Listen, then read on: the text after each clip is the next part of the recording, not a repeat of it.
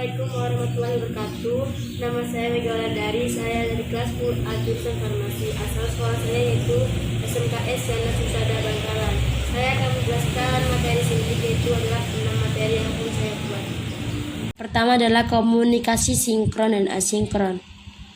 Komunikasi dalam jaringan. Istilah komunikasi daring mengacu pada membaca, menulis, dan berkomunikasi melalui menggunakan jaringan komputer. Komunikasi daring atau komunikasi virtual adalah cara berkomunikasi di mana penyampaian dan penerima informasi atau pesan dilakukan dengan menggunakan internet atau melalui dunia maya. Komunikasi virtual pada abad ini dapat dilakukan di mana saja dan serta kapan saja. Salah satu bentuk komunikasi virtual adalah pada penggunaan internet. Internet adalah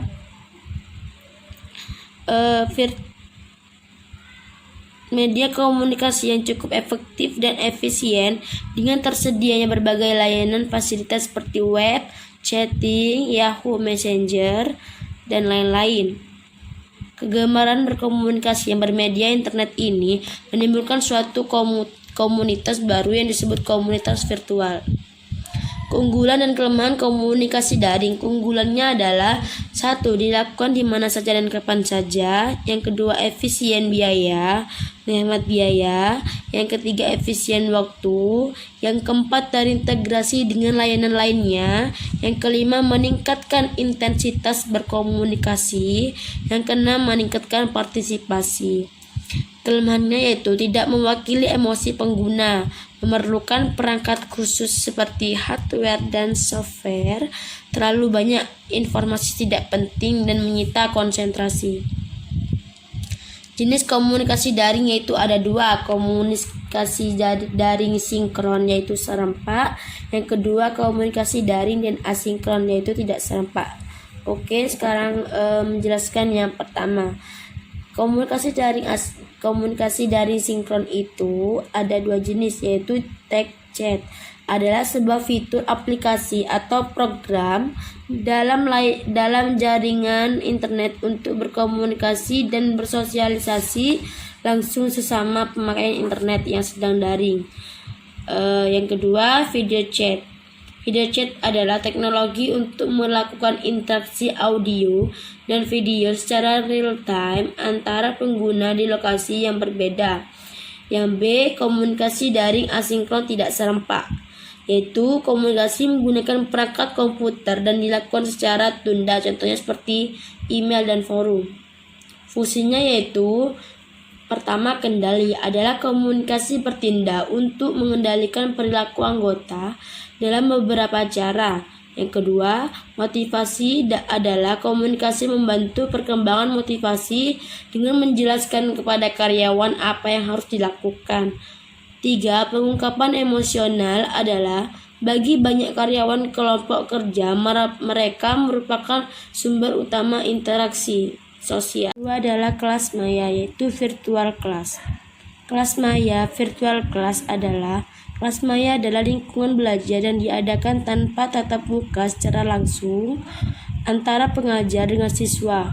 Pengajar menyediakan bahan ajar dalam konten digital yang bisa diakses, disimpan, dan dibagikan melalui internet yang bisa diakses kapan saja dan di mana saja.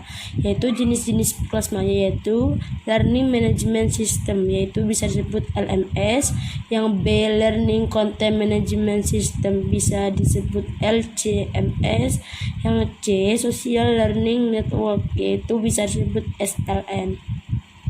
Uraiannya atau penjelasan dari LMS, LCMS, dan SLN yaitu A. Yang pertama, Learning Management System LMS. LMS merupakan software atau perangkat lunak yang digunakan untuk perencanaan, pengiriman, serta pengolahan kegiatan pembelajaran. Selain itu, juga berguna untuk keperluan dokumentasi, laporan kegiatan, administrasi materi. Itu semua berjalan dengan menggunakan internet atau online. B. Learning Content Management System LCMS. LCMS merupakan pengembangan lebih lanjut dari LMS Selain itu, LCMS juga digunakan untuk mengawasi, menyediakan perincikan, dan melakukan publikasi dokumen yang spesifik, misalnya artikel, panduan, dan brosur penjualan. Yang C, Social Learning Network, bisa disebut dengan SLN. SLN merupakan perkembangan lebih lanjut setelah LMS dan LCMS. SLN digunakan untuk pembelajaran yang lebih luas daripada kelompok belajar karena menggunakan jejaring sosial, yaitu tujuannya dan manfaat kelas maya. Tujuannya yaitu menciptakan pembelajaran yang bisa berlangsung kapan saja, di mana saja juga bisa. Yang B, meningkatkan keterampilan penggunaan teknologi IT siswa.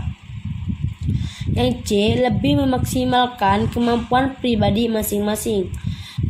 Yang kedua, manfaat kelas maya yaitu materinya lebih luas. Yang B, pembelajaran disesuaikan berdasarkan kebutuhan siswa.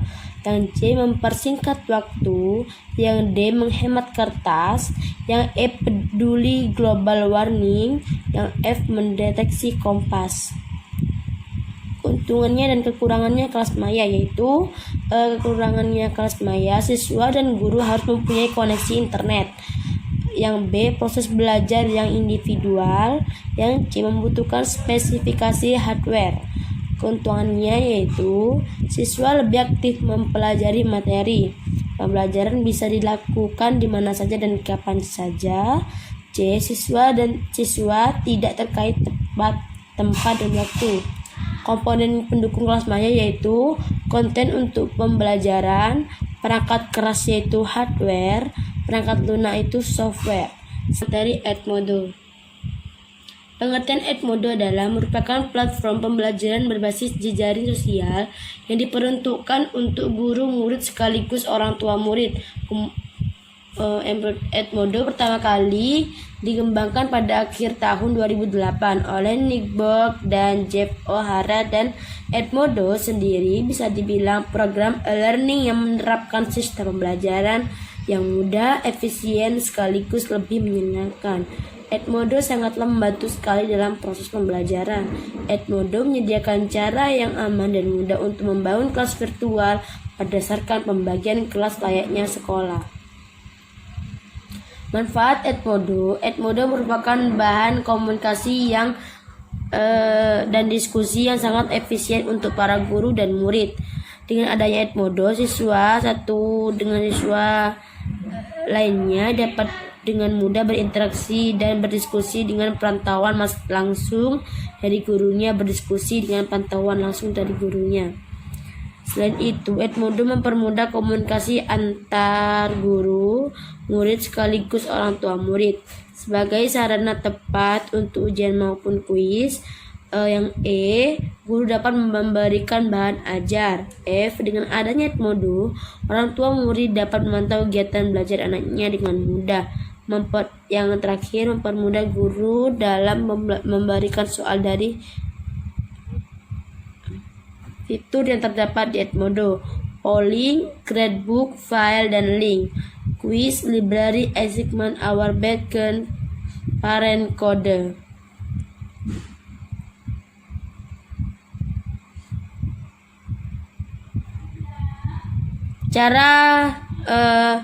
Cara untuk membuat akun Edmodo yaitu kita download, setelah itu kita pilih I'm a teacher. Yang kedua, selanjutnya kemudian masukkan email dan password Anda, lalu klik sign up for free. Yang ketiga, setelah itu isi nama depan dan nama belakang Anda, lalu klik continue. Setelah itu yang keempat, cari sekolah Anda. Jika tidak ingin mengisi, silakan pilih skip saja untuk melanjutkan. Kelima adalah silakan pilih opsi yang diberikan antara set up my first class dan collaborate with educator. Pilih pertama, digunakan untuk guru yang ingin membuat sebuah kelas online untuk melakukan proses belajar mengajar. Sedangkan untuk pilihan kedua, yaitu untuk bergabung diskusi dan share dengan pengajar lainnya. Setelah itu, silakan klik get start. Yaitu 6.